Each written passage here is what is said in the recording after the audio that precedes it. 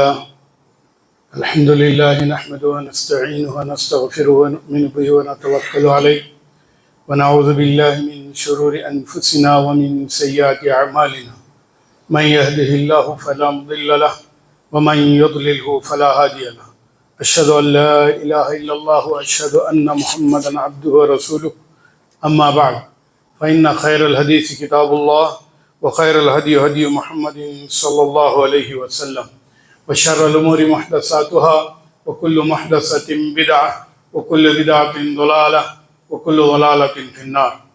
أعوذ بالله من الشيطان الرجيم. بسم الله الرحمن الرحيم.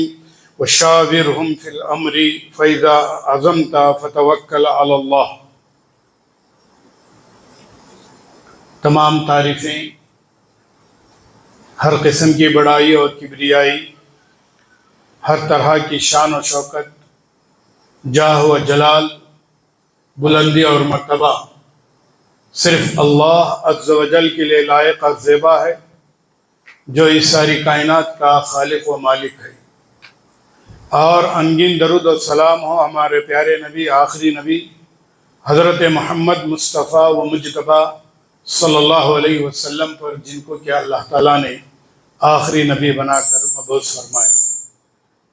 میری اس مختصر حمد و ثنا کے بعد آج انشاءاللہ تعالی توکل کس پر، یعنی بھروسہ کس پر ہو. ظاہر سی بات ہے کہ ایک مسلمان ایمان والا ایک اللہ رب العالمین پر ہی کرتا ہے اور کرنا بھی چاہیے، بلکہ ہمارے ایمان کا اساس ہے توکلت علی اللہ. میں اپنا دار و مدار، میرا بھروسہ، میری امید اللہ کے ساتھ بندھی ہوئی ہے. میرے محترم بھائیوں اور دوستوں، جو بھی کام ہم کرتے ہیں، جو بھی ہم ڈیسیشن لیتے ہیں، بڑا ہو یا چھوٹا، اس کے لیے سب سے پہلے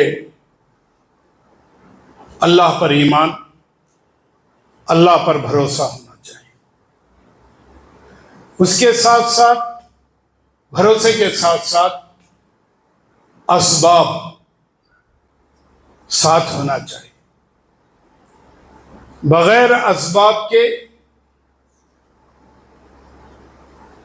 صرف بھروسہ کرنا، یہ بھروسے کے خلاف ہے،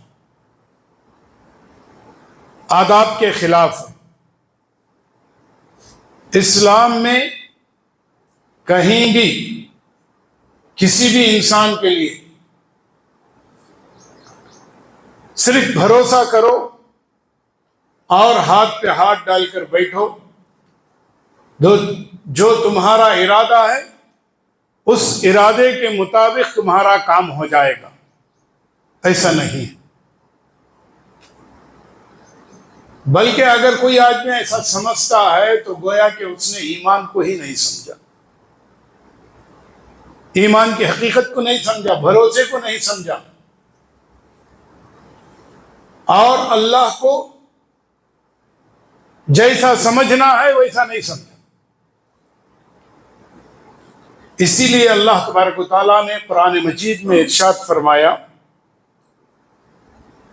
کہ وَشَاوِرْهُمْ فِي الْأَمْرِ فَإِذَا عَزَمْتَ فَتَوَكَّلْ عَلَى اللَّهِ. کسی بھی کام کو جب ہم شروع کرتے ہیں تو مشورہ کریں. مشورہ مختلف کام کے لیے مختلف لوگوں سے ہوتا ہے. کام جیسا ہوگا ویسے ہی لوگوں سے مشورہ کیا جاتا ہے.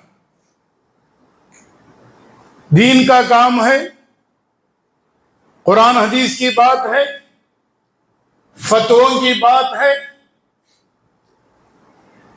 تو کس سے کریں گے؟ علماء کرام سے کریں گے، مفتیان کرام سے کریں گے۔ یہ علم کی بات لے جا کر کے کوئی آدمی دین کی بات ڈاکٹروں کو جمع کر کے یا میکینک کو جمع کر کے یا بڑھائی کا کام جو کرتا ہے اس کو جمع کر کے دین کا فتویٰ تو نہیں پوچھیں گے نا۔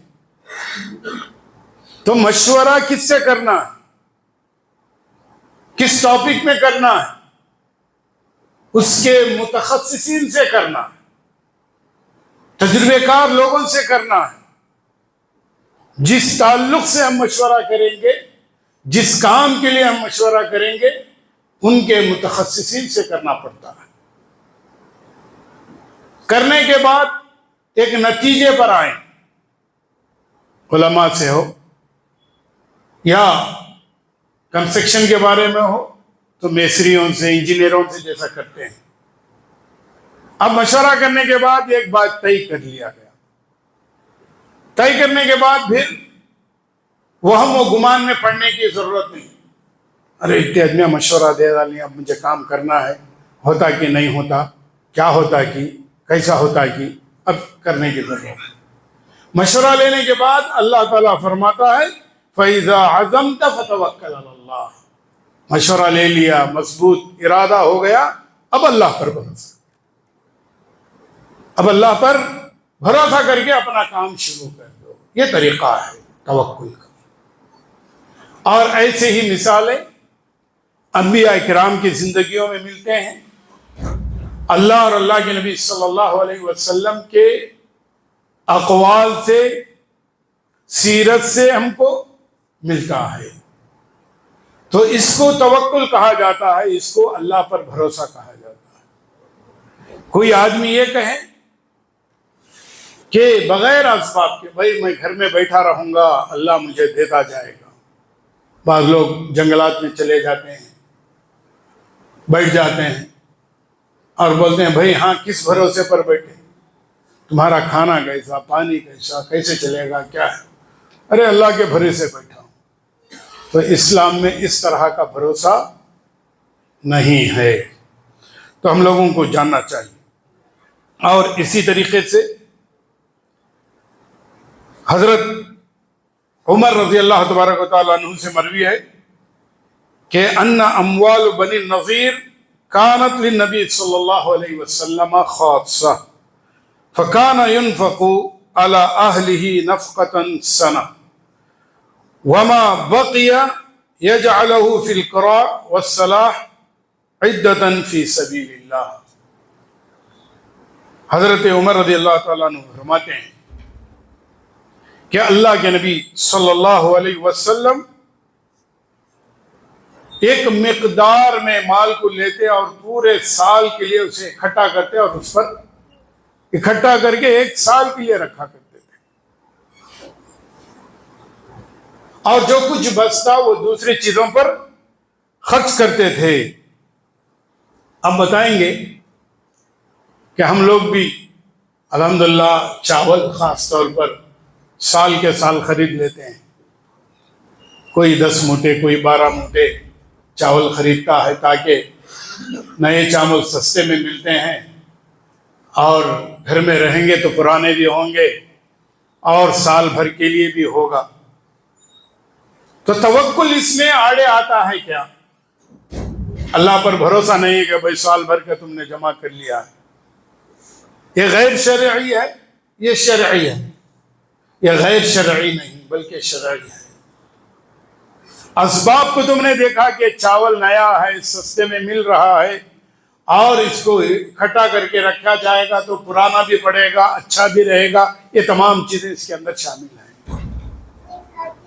آپ نے بے بھروسہ ہو کر کے نہیں خریدا کہ آج میں نہیں خریدوں گا تو کل اللہ مجھے روزی نہیں دے گا، یہی روزی میری ہمیشہ کے لیے رہے گی، اس بھروسے پر نہیں خریدا۔ اسباب آپ کے الگ ہیں، سوچ الگ ہے۔ تو میرے محترم بھائیوں اور دوستوں، اس سوچ سے اگر آدمی خریدتا ہے، اکٹھا کرتا ہے، رکھتا ہے تو یہ جائز ہے، یہ توکل کے باہر نہیں ہے۔ تو اس بات کو بھی ہم کو سوچنے کی ضرورت ہے۔ اسی طریقے سے موسیٰ علیہ السلام کے تعلق سے آتا ہے کہ جب موسیٰ علیہ السلام حضرت شعیب علیہ السلام کے پاس گئے تو انہوں نے بھی ایک عہد و پیمان کیا تھا، اتنے سال تک آپ کو یہاں پر رہنا پڑے گا میری بچی کے شادی کے بعد۔ تو انہوں نے آپس میں ایک میقات، ایک وقت طے کر لیا، اور اس وقت کے مطابق حضرت موسیٰ علیہ السلام حضرت شعیب علیہ السلام کے پاس رہے۔ تو یہاں پر توکل پر نہیں چھوڑا گیا، بلکہ یہاں عہد و پیمان کیا گیا، اور 10 سے 12 سال تک حضرت موسیٰ علیہ السلام ان کے پاس رہے۔ اسی طریقے سے ایک اور حدیث ہے کہ اللہ کے نبی صلی اللہ علیہ وسلم سے ایک شخص آ کر سوال کرتے ہیں، قال علیہ السلام للذی سألہ یا رسول اللہ اعقلها ای الناقہ وتوکل او اطلقها واتوکل۔ اے اللہ کے نبی صلی اللہ علیہ وسلم، میرے پاس اونٹنی ہے، اونٹنی میرے گھر کے پاس بغیر باندھے ایسے ہی اللہ پر بھروسہ کروں کہ میری اونٹنی کہیں نہیں جائے گی، میرے گھر کے پاس رہے گی، یا میں اونٹنی کو باندھ کر رکھوں، باندھ کر کے پھر میں اللہ تعالیٰ پر بھروسہ کروں کہ یہ اونٹنی باندھنے کے بعد یہیں پر رہے گی۔ تو اللہ کے نبی صلی اللہ علیہ وسلم نے فرمایا اعقلها وتوکل، رواہ الترمذی، تم اس کو باندھ دو اور اس کے بعد تم اللہ پر توکل کرو۔ یعنی سبب ہے، اونٹنی ہے، اگر نہیں باندھیں گے تو کہیں بھی چرنے کے غرض سے یا کسی اور غرض سے نکل جائے گی۔ اس کو اللہ کے بھروسے جانوروں کو یا کسی بھی چیز کو آزاد چھوڑ دینا اور اس کے بعد بھروسہ کرنا، یہ صحیح طریقہ نہیں ہے، بلکہ اللہ کے نبی صلی اللہ علیہ وسلم نے فرمایا گھٹ اچھا رسی سے باندھ دو، اس کے بعد اللہ پر بھروسہ کرو۔ یہاں پر رسی سے باندھنے کے بعد بھروسہ کس چیز پر؟ مختلف چیزوں پر ہے۔ باندھ دیا، ہماری ضرورت کتنی ہے؟ باندھنے تک ہے، اپنے گھر کے پاس رکھنے تک ہے۔ اس کے بعد چور آ گیا، چور نہیں آنے کی حفاظت اللہ کرے گا۔ اس کے بعد اونٹنی، نعوذ باللہ، اونٹنی خدا نخواستہ مر گئی تو یہ اللہ کے ہاتھ میں ہے کہ اونٹنی زندہ رہنا یا مر جانا۔ بھروسہ تو ہم نے کیا کہ اللہ تبارک و تعالیٰ اس اونٹنی کو چوری ہونے سے، مرنے سے یا کہیں نکل جانے سے ہم نے توکل کیا۔ اس کے بعد اللہ کی مرضی کچھ اور تھی، تو بھروسہ کرنے کے بعد بھی اونٹنیاں مر گئی یا چور آیا چرا کر لے گیا زبردستی، یہ الگ چیز ہے، لیکن چھوڑ کر کے ہم اللہ پر توکل کرنا یہ صحیح توکل نہیں ہے۔ اسی طریقے سے فحقیقت التوکل انما ہی عمل القلب وعلمہ، یاد رکھو حقیقت میں توکل کا مطلب یہ ہے کہ دل کا ارادہ ہے، اور فعمل القلب الاعتماد علی اللہ، عمل القلب یعنی دل کا عمل یہ ہے کہ اللہ پر اعتماد کرنا، بھروسہ کرنا، اور اسی طریقے سے وَعِلْمُهُ مَعْرِفَةُ تَوْحِيدِ اللَّهِ سُبْحَانَهُ وَتَعَالَى، اور اس کا علم یہ ہے کہ انسان اللہ رب العالمین کو پہچانے، جانے اور سمجھے۔ اور اسی طریقے سے اللہ تبارک و تعالیٰ نے دوسری جگہ پر فرمایا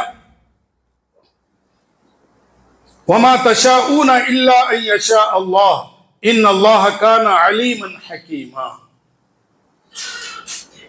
تم جو چاہتے ہو وہ نہیں ہوتا، بلکہ اللہ جو چاہتا ہے وہی ہوتا ہے، اللہ بے شک ہر چیز کو جاننے والا ہے، حکمت والا ہے۔ تو مطلب یہ ہے کہ ہم جو کچھ چاہتے ہیں، جیسا چاہتے ہیں ویسا نہیں ہوتا۔ بعض دفعہ کوئی کام شروع کرتے ہیں، بھروسہ بھی کرتے ہیں، توکل بھی کرتے ہیں، لیکن اس کے الٹا بھی بعض دفعہ ہوتا ہے۔ لیکن جس پر توکل کیا جائے، بھروسہ کیا جائے، وہ کام اسی طریقے سے ہونا کوئی ضروری نہیں ہے۔ وہ کام بعض دفعہ ہمارے لیے قابل نفع بخش ہوتا ہے، تو اللہ تعالی ہمارے لیے اس سے فائدہ پہنچاتا ہے۔ بعض دفعہ جس چیز میں ہم امید رکھتے ہیں، بھروسہ رکھتے ہیں یہ کام ہمارے لیے اچھا ہے، لیکن اللہ تعالیٰ کو معلوم ہے کہ اس کام میں ہمارے لیے بھلائی ہے یا نہیں ہے، تو اللہ تعالیٰ اس کو بدل بھی دیتا ہے۔ تو ہم سمجھتے ہیں کہ بھئی اتنا بھروسہ کرنے کے بعد، اتنی امید لگانے کے بعد، اتنی محنت کرنے کے بعد، اتنا مشورہ کرنے کے بعد بھی میرا کام نہیں بنا، تو ضروری نہیں ہے کہ ہمارا کام وہ اسی طریقے سے ہو۔ تو اس لیے ہم کو چاہیے کہ جو کام ہم کرتے ہیں اس کام کو ہم اللہ پر، چاہے وہ کام ہو یا نہ ہو، اللہ پر پر امید ہونا چاہیے۔ اور اس کے لیے جو طریقے اللہ اور اللہ کے نبی صلی اللہ علیہ وسلم نے ہمیں دیے ہیں ان پر عمل کرتے ہوئے آگے بڑھنا چاہیے۔ اسی لیے اللہ تعالیٰ نے قرآن میں فرمایا ما اصاب من مصیبت الا باذن اللہ، جو کچھ ہم پر مصیبت آتی ہے، نقصان ہوتا ہے، گھاٹا ہوتا ہے، پریشانی لائق ہوتی ہے، بیماری آتی ہے، مختلف چیزیں، آدمی ہر لحاظ سے اسباب کو اختیار کرتا ہے، بیمار نہیں پڑنے کے لیے اچھی خوراک کھاتا ہے، پانی کا اچھا استعمال کرتا ہے، کوئی آدمی اچھا واکنگ کرتا ہے، چلتا پھرتا ہے، بھائی میں ایسا رہوں گا تو بیمار پڑ جاؤں، تمام اسباب کو لیتا ہے، اس کے باوجود بیماری آ جاتی ہے، کسی کو شوگر آ جاتا ہے، کسی کو ہارٹ اٹیک آ جاتا ہے، کسی کو کینسر آ جاتا ہے۔ اب آدمی یہ سوچے کہ بھئی اتنے سارے اسباب لینے کے باوجود، میں اتنے سارے احتیاط برتنے کے باوجود مجھے یہ تمام بیماریاں، ان میں سے یہ کیا دو آ گئی، یہ کیسے ہوگا اتنا بچنے کے باوجود؟ تو اللہ تعالیٰ فرماتا ہے جو کچھ پریشانی اور مصیبت آتی ہے وہ اللہ تعالیٰ کی اجازت سے، اللہ کے حکم سے ہوتی ہے۔ وَمَن يُؤْمِن بِاللَّهِ يَهْدِي قَلْبَهُ، اور جو اللہ پر ایمان رکھتا ہے پریشانیوں کے بعد بھی، تو اللہ تعالیٰ اس کے لیے ہدایت نصیب کر دیتا ہے۔ واللہ بکل شیء علیم، اللہ تبارک و تعالیٰ ہر چیز کو جاننے والا ہے۔ یعنی اسباب اختیار کرنے کے باوجود ہمارا وہ کام نہیں بنا ہے تو اللہ پر آدمی کو بھروسہ کرنا چاہیے، اللہ تعالیٰ پر اس کام کا وزن ڈالنا چاہیے، جو نصیب میں ہوا وہ ہوا۔ اسی لیے تو ہم ایمان لاتے ہیں بالقدر خیرہ وشرہ، جو ہمارے نصیب میں، جو ہمارے تقدیر میں بھلائی ہے، بھلائی پر بھی ایمان، وشرہ، اور جو کام ہمارا نہیں بنا، جو نقصان ہوا، اس نقصان پر بھی ہم کو ایمان ہے۔ ہر حال میں ایمان ہم کو رکھنا ضروری ہے، نقصان ہو تو بھی ہمارے ایمان کا نقصان، ہم کو ہمارے نصیب میں جو تھا وہ ہوا۔ دونوں حالتوں میں فکر کرنے کی ضرورت نہیں، اچھا ہو گیا اترانا نہیں ہے، ارے میرے ساتھ ایسا ہوا ایسا ہوا، بڑا پلان کیا تھا میں، بڑا احتیاط سے تھا، یہ پلان کی وجہ سے، یہ سبب اختیار کرنے کی وجہ سے میں جیت گیا، میں اچھا ہوں، یا میں کما لیا، میں اٹھا کر رکھ لیا، یہ میرے پلان کی وجہ سے۔ پلان ہے لیکن اللہ تعالیٰ کی بھی مدد اس میں ہے۔ تمام تدبیر کرنے کے بعد بھی آدمی ناکام ہوتا ہے تو تمہارا پلان ناکام نہیں ہے، ہمارا پلان اچھا ہے لیکن اللہ تعالیٰ نے اس کو ناکام کیا، تو اس پر بھی ایمان رکھنا کہ اللہ نے میرے لیے شاید وہ نہیں چاہا، تو وہاں پر مجھے افسوس کرنے کی اور اپنے ایمان سے پھر جانے کی ضرورت نہیں ہے۔ میں اتنا محنت کرنے کے باوجود بھی اللہ نعوذ باللہ میرا کام نہیں کیا، مجھے انجام تک نہیں پہنچایا، فلاں ہے فلاں۔ تو میرے محترم بھائیوں اور دوستوں، تو توکل علی اللہ کا معنی یہ ہے کہ جو کام بھی ہو اور جو کام نہ بھی ہو، اس پورے کام کو کرانے والا اللہ ہی ہے، اور اسباب کا اختیار کرنا ہمارے لیے ضروری ہے۔ بغیر اسباب کے اللہ تبارک و تعالیٰ نے صرف توکل پر، بھروسے پر رہنے کا حکم نہیں دیا ہے۔ اسی لیے کہا، قال ابن کثیر ومن اصابته مصیبت فعلم انها بقضاء اللہ وقدره فصبر واحتسب واستسلم لقضاء اللہ هدى اللہ قلبه وعوضه عما فاته من الدنیا۔ جو آدمی کو تدبیر اور مختلف محنتیں کرنے کے باوجود بھی نقصان ہو گیا اور اللہ تعالیٰ کا فیصلہ یہ ہوا کہ اس کو نقصان ہوا، تو اس نے اس نقصان پر ایمان لایا، جیسا کہ اللہ قدری شرہی، یعنی برے نصیبے پر ایمان رکھنا ہے۔ فصبر، جب برا ہوا ہمارے ساتھ میں تو صبر کرنا، آپے سے باہر نہیں ہونا۔ کام ہو گیا، خوشی میں بھی آپے سے باہر نہیں ہونا، کام نہ ہوا تو افسوس میں بھی آپے سے باہر نہیں ہونا، خوشی میں اللہ کا انکار نہیں کرنا اور مصیبت میں بھی اللہ کو دوش نہ دینا۔ بعض لوگ ہوتے ہیں ایمان والے مسلمان لوگ، اگر اچھا ہو گیا تو میں اچھا آدمی، میں وہ کوشش کیا، یہ کوشش کیا، اللہ نے بھی میرے بارے میں اچھا فیصلہ کر لیا، خوش ہو کو آدمی ہے۔ اگر میں ویسا نہیں کرتا تو کام ہوتا گیا، تھوڑے آدمی بولتے ہیں ہاں اللہ کا کیا بھی نہیں بھائی، میں بھی بڑی محنت کریا ہوں، محنت کرنے کے بعد یہ چیز۔ اب جو محنت کیا جسے نہیں ملا، وہ اگر محنت کرنے والا آدمی کو ملنا ہے تو سارے لوگوں کو ملنا چاہیے، جتنے لوگ بھی محنت کرتے ہیں، کسی کو ملتا ہے کسی کو نہیں ملتا۔ کیوں؟ بعض دفعہ تعلیم پڑھنے والے بچے ہوتے ہیں، انجینئر ہیں، جتنے نکلتے ہیں وہ انجینئروں میں سے کتنے لوگوں کو نوکری ملتی ہے؟ تو کئی لوگوں کو نوکری نہیں ملتی، اس میں سے اچھے پڑھنے والے لوگوں کو نوکریاں نہیں ملتی، کم پڑھنے والے لوگوں کو بھی نوکریاں مل جاتی، وہ کیسے؟ تو میرے محترم بھائیوں اور دوستوں، ہم کو ایسی حالتوں میں سوچنا ہے کہ اللہ نے جو ہمیں نقصان دیا ہے اس نقصان میں صبر کرنا ہے اور اس کے اجر کا امید بھی رکھنا ہے کہ اللہ اتنی محنت کرنے کے بعد، اتنی کوشش کرنے کے بعد میں ناکام ہو گیا ہوں تو میں صبر کر رہا ہوں اور اس کا اجر اللہ مجھے دے گا۔ اور اللہ تعالیٰ کے اس فیصلے کو مان لینا ہے تو اللہ کیا کرے گا؟ حد اللہ قلبہ، صبر کرتا ہے، اللہ کے فیصلے کو مانتا ہے تو اللہ تعالیٰ اسے ہدایت عنایت فرماتا ہے۔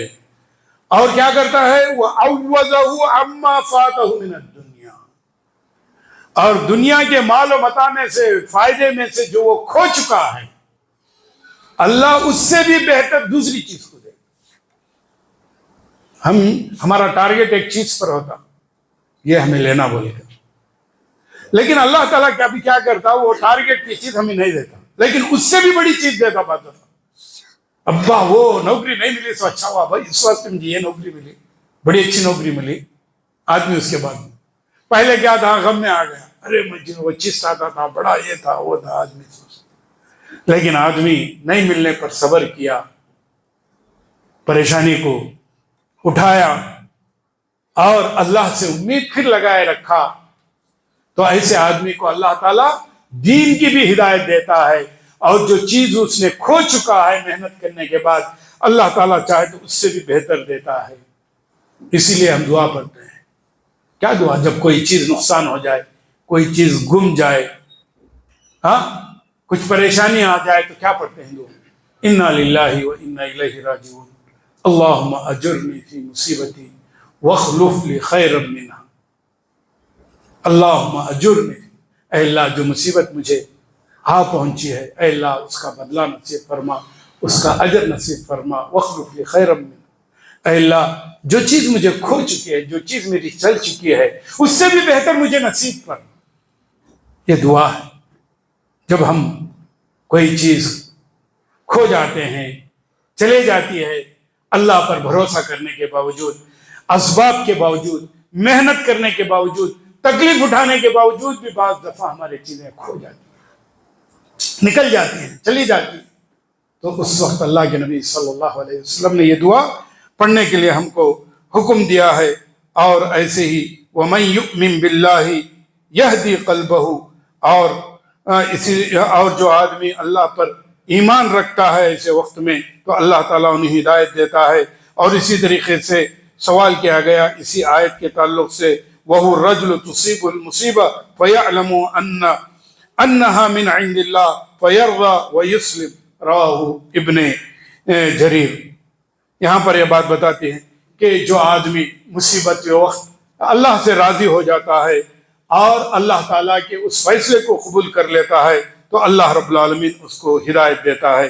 اور ایک حدیث میں اللہ کے نبی صلی اللہ علیہ وسلم فرماتے ہیں، وَأَرْضِ بِمَا قَسَمَ اللَّهُ لَكَ تَكُنْ أَغْنَى النَّاسِ، اللہ نے جو تیرے نصیب میں دیا ہے، جو تقسیم کیا ہے، اس نصیب کو تو قبول کرتا ہے، راضی ہوتا ہے تو اللہ تعالیٰ تجھ کو بے نیاز کر دیتا ہے۔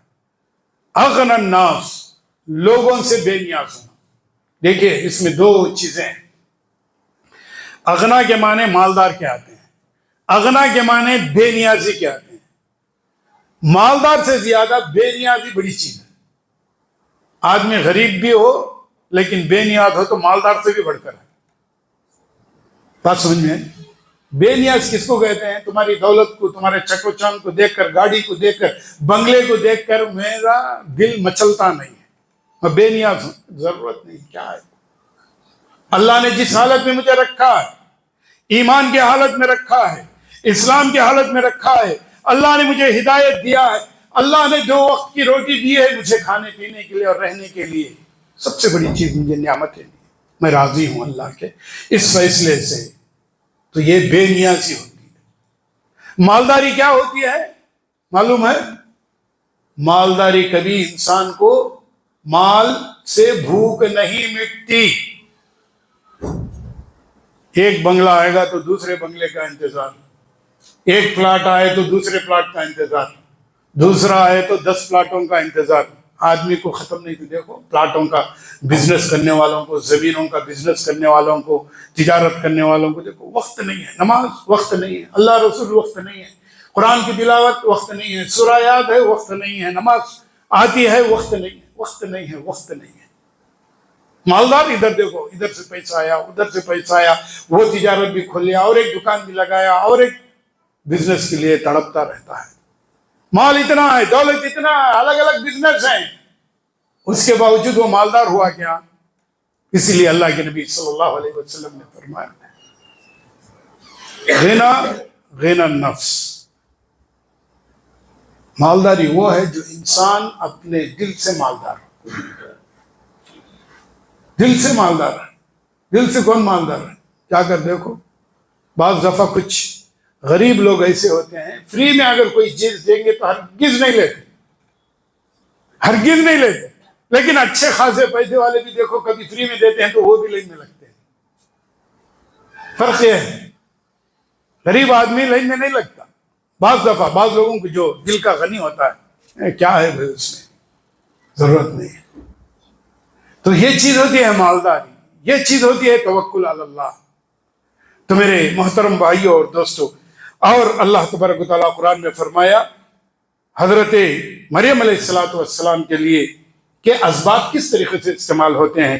وَهُزِّي إِلَيْكَ بِجِذْعِ النَّخْلَةِ تُسَاقِطْ عَلَيْكَ رُطَبًا جَنِيًّا۔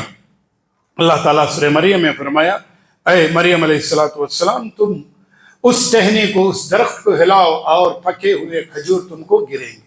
حالانکہ اللہ تعالیٰ نے وہاں پر کھجور کا درخت اور چشمہ سب کچھ ہے، اس کے باوجود اللہ تعالیٰ کہتا ہے کہ درخت کو ہلاؤ یا توڑ کر کھاؤ، حکم دے رہا۔ چاہے تو اللہ تعالیٰ اس کو گرا بھی سکتا ہے۔ جو اللہ نے درخت دیا، پھل دیا، کیا ان کے ہاتھ میں پھل نہیں دے سکتا؟ لیکن حضرت مریم علیہ السلام کو وہاں پر کام دیا کہ اس کو جھڑا کے کھاؤ، توڑ کے کھاؤ۔ تو ہم لوگ بھی جب زراعت کرنا ہوتا ہے تو اس کی پوری زراعت کرنا ہے، کون سے طریقے سے، کیا طریقہ ہے، پورے اسباب کو اختیار کرنا ہے، اس کے بعد اللہ پر بھروسہ کرنا ہے۔ ہمارے نصیب میں ہے تو بہترین پیک آئے گی، ہمارے نصیب میں نہیں ہے تو پیک میں بھی نقصان آتا ہے۔ اس سال کتنے لوگ آم کے باغیچے میں بھروسہ کر تھے، لیکن آم کے باغیچے جتنے دور کو دیکھتے ہیں اتنے دور کو صحیح سے اس بار پھل نہیں دیا گیا۔ اور دوسرے بزنسوں میں فائدہ ہوا لوگوں کو، ارے میں یہ بزنس نہیں کرتا تو وہ بزنس کرتا تو بڑا فائدہ ہوتا، ارے چھپکے میں دھوکے میں آ گیا، تمہارے نصیب میں نہیں تھا۔ تو ایسا بھی ہوتا ہے۔ اور اللہ تعالیٰ نے فرمایا، حضرت عمر بن خطاب رضی اللہ تبارک و تعالیٰ عنہ سے مروی ہے، نبی کریم صلی اللہ علیہ وسلم نے فرمایا، لو انکم توکلتم علی اللہ حق توکلہ لرزقکم کما یرزق الطیر لغدو خماصا وتروح بطانا، رواہ احمد۔ اگر تم کما حقہ توکل کرو گے تو اللہ تبارک و تعالیٰ جیسے پرندے کو بھوکا پیٹ فجر سے پہلے بھیج کر شام کو جب واپس آتا ہے تو پیٹ بھرا ہوا آتا ہے، ویسے تم کو اللہ تعالیٰ رزق دے گا۔ تو پرندے میں ہم ایک چیز کو چھوڑیے، ایک چیز کے اوپر ہمارا ایمان ہے، وہ پرندہ کیا بھی محنت کرتا نہیں، کیا بھی نہیں، شام کو پیٹ بھر کو آ جاتا رہتے، اور ہمیں کتنی محنت کرنا، صبح جانا، تلاش کرنا، فلاں فلاں ہے۔ ہمیں پرندے کو جو ہے صرف جاتا ان کو کھا کے آ جاتا، انہیں پیٹ بھر لیتا بغیر محنت کے، ایسا سوچتے ہیں نہیں۔ پرندہ جب اڑتا ہے تو اپنے پروں کو ہلاتا ہے، دور دور تک جاتا ہے، جانے کے بعد تلاش کرتا ہے، تلاش کرنے کے بعد اس کو کہیں کھیتی وغیرہ ملتی ہے تب جا کر وہاں کھاتا ہے، کھانے کے بعد پیٹ بھر کر شام کو واپس آتا ہے، یعنی شام تک محنت کر کر واپس آتا ہے۔ تو ہم انسان بھی ان اسباب کو اختیار کرنا ہے کہ ہم بھی خالی پیٹ صبح میں نکلتے ہیں یا ہم اپنے لیے کمانے کے لیے جاتے ہیں، تو جیسا اللہ تعالیٰ پرندے کو محنت کے بعد عنایت کرتا ہے، میں بھی محنت کرنے کے بعد مجھے بھی اللہ عنایت کرے گا، یہ توکل ہے۔ بغیر محنت کی اس حدیث میں بھی ذکر نہیں ہے کہ پرندہ اپنے گھونسلے میں بیٹھا ہوا ہے اور کھیتیوں کے دانے جو ہے اس کے منہ میں جا کر گر رہے ہیں، ایسا ہے کیا؟ نہیں، بلکہ اس کے بچے کو بھی دانا چن کر لاتی ہے، کیڑے مکوڑے چن کر چڑیا لاتی ہے، اور اس کے بعد اس کے گھونسلے میں جا کر اس کے بچوں کو کھلاتی ہے، یہاں تک کہ وہ بچہ پروں کے ذریعے اڑتا ہے۔ جب اڑنے کے بعد اس بچے کو بھی تلاش کرنے کی ضرورت پڑتی ہے اپنی روزی روٹی کی۔ کچھ پرندوں کو یہ بھی دیکھا گیا ہے، یہ بھی دیکھا ہوں پرندوں کو یوٹیوب کے اندر، کہ پرندے بوڑھے ہو چکے ہیں، اڑ نہیں پاتے، عمر ہو چکی ہے، اڑنے کی طاقت نہیں، یہ بچے لا کر بڑے پرندوں کو کھلا رہے ہیں۔ اللہ اکبر۔ اب یہاں سے ایک بات کی نصیحت ہم کو بھی ملتی ہے کہ ہم جو انسان ہیں سارے مخلوقات میں سے سب سے افضل ہیں، سب سے اشرف ہیں، اچھے ہیں انسان، اخلاق میں ہو یا کسی اور چیز میں۔ پرندہ جو بچہ پرندے کا بچہ ہے، اپنے ماں کو ہو یا باپ کو ہو، بوڑھا ہونے کے بعد پرندہ لا کر کے چن کر کے لا کر کے کھلاتا ہے۔ تو اس سے ہم کو نصیحت حاصل کرنا چاہیے کہ ہمارے بوڑھے ماں باپ جو ہیں ان کی پوری ذمہ داری ہم کو لینا کہ نہیں لینا ہے۔ میرے محترم بھائی اور دوستو، اللہ نے بھی حکم دیا اور پرندوں کے ذریعے بھی ہم کو سکھایا کہ بچوں کو پرندے کھلاتے ہیں اور بچے پرندے بوڑھے پرندوں کو بھی کھلاتے ہیں۔ ایسے ہی ہمارے والدین ہم کو کھلاتے ہیں جب تک ہم بڑے نہیں ہو جاتے، کمانے کے لائق نہیں ہو جاتے، اور جب تک ماں باپ کماتے رہیں گے تو ہم کو دیتے ہی رہیں گے۔ بعض دفعہ بچہ بھی جوان، باپ بھی جوان رہتا ہے، باپ بھی کماتا ہے، بیٹا بھی کماتا ہے، باپ کو اتنا کمانے، جو بھی کماتا ہے پیسہ اپنے باپ کا بستا ہے، بعض دفعہ بچے کو خرچ نہیں ہوتا، 3-4 بچے ہو گئے بچے کے، تو باپ کیا کرتا ہے، پوتوں کو کھلاتا ہے، بہو کو لا کر دیتا ہے، بیٹے کو بھی لاتا ہے، مجھے کیا ضرورت ہے۔ جب بوڑھا ہو جاتا ہے تو یہ دولت اور وہ دولت پہ پلک مار کر آدمی بیٹا یا بہو بیٹھ جاتی، پھر اس باپ کو کھلانے تک تیار نہیں ہوتے، اس کی خدمت کرنے کے لیے تیار نہیں ہوتے، یہ بڑی نافرمانی ہوتی ہے۔ تو میرے محترم بھائیوں اور دوستو، ایسے بہت سارے باتیں ہیں جو ہم کو اللہ پر بھروسہ کرتے ہوئے اسباب کو اختیار کرنا چاہیے۔ ماں باپ بچوں پر بھروسہ کے ساتھ اللہ پر بھی بھروسہ کرتے ہیں، تو بچوں کو صحیح تربیت کرنا ہے کہ بچے میرے لیے بوڑھا ہونے کے بعد کس طریقے سے میری دیکھ بھال کریں گے۔ اللہ تعالیٰ پر بھروسہ کرتے ہوئے بچوں کے اوپر بھی اتنا ہی خرچ کرنا چاہیے، اسی طریقے سے ان کی تربیت کرنا چاہیے جیسا کہ اللہ نے، اللہ کے نبی نے حکم دیا۔ اس تربیت کو چھوڑ کر کے دنیاوی اعتبار سے ہم میا محبت میں ان کو کھلا دیے پلا دیے، تربیت خراب کر کے چھوڑ دیے، اور بعد میں اللہ پر امید کرے، اے اللہ میں بیٹے کو اتنا کھلایا، اتنا پلایا، جو مانگا دیا، جو چاہا دیا، جیسا چاہے رہنے کے لیے خرچ کیا، لیکن آج اللہ میرے بچے کو تو میرا دشمن بنا دیا۔ کیوں؟ جو اسباب اللہ نے اختیار کرنے کے لیے کہا وہ ہم نے نہیں کیا۔ دیندار بناتے تو شاید اللہ تعالیٰ ضرور تمہارے بچے کو تمہارے خدمت کے لیے، تمہاری آخری عمر کے لیے مددگار بنتا۔ ہم نیک بنانے کے باوجود، اچھا بنانے کے باوجود، اگر نیک بچہ ہمارے خدمت نہیں کیا تو یہ ہماری بری نصیب ہے۔ اللہ پر بھروسہ کریں کہ اللہ سب کچھ کرنے کے باوجود میرا بچہ جو نیک ہونے کے باوجود میری خدمت نہیں کیا، وہ اللہ کا فیصلہ ہوگا۔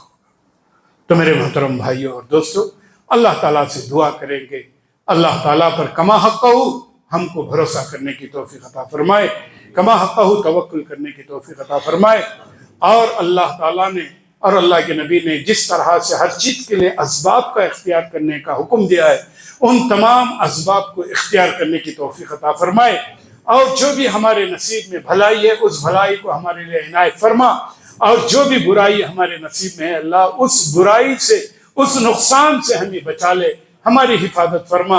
اے اللہ ہم کو ہدایت نصیب فرما، اے اللہ ہم کو ایمان نصیب فرما، اے اللہ اسلام پر چلنا ہمارے لیے آسان فرما، اے اللہ ہمارے گناہوں کو معاف فرما، اے اللہ ہم کو جنت الفردوس نصیب فرما، اے اللہ قبر کے عذاب سے ہمیں بچا، جہنم کے عذاب سے بچا، اے اللہ ارحم الراحمین ہے، ہماری مغفرت فرما، اے اللہ جو بھی پریشان حال ہے اس کی پریشانی کو دور فرما، اے اللہ جو بھی خطا کار ہے اس کے خطاؤں کو درگزر فرما، اے اللہ جو بھی تجارت میں نقصان اٹھانے والے ہیں ان کو تو تجارت میں فائدہ عنایت فرما، اے اللہ جو تجارت کرنا چاہتے ہیں، محنت کرنا چاہتے ہیں، اے اللہ ان کے دل کو محنت کی طرف، تجارت کی طرف پلٹا دے، اے اللہ حلال روزی کمانے کی توفیق عطا فرما، اے اللہ اس دنیا اور آخرت کی بھلائیاں ہمیں نصیب فرما، اے اللہ فلسطین میں مسلمان جہاں پریشان حال ہیں، تکلیفوں میں ہیں، اے اللہ ان کی پریشانی کو دور فرما، ان کی تکلیف کو دور فرما، اے اللہ مسلمانوں کو ہدایت نصیب فرما، ان کی مدد کرنے کی توفیق عطا فرما، مالی مدد اور جو مدد ہے اللہ ان کی مدد کرنے کی توفیق عطا فرما،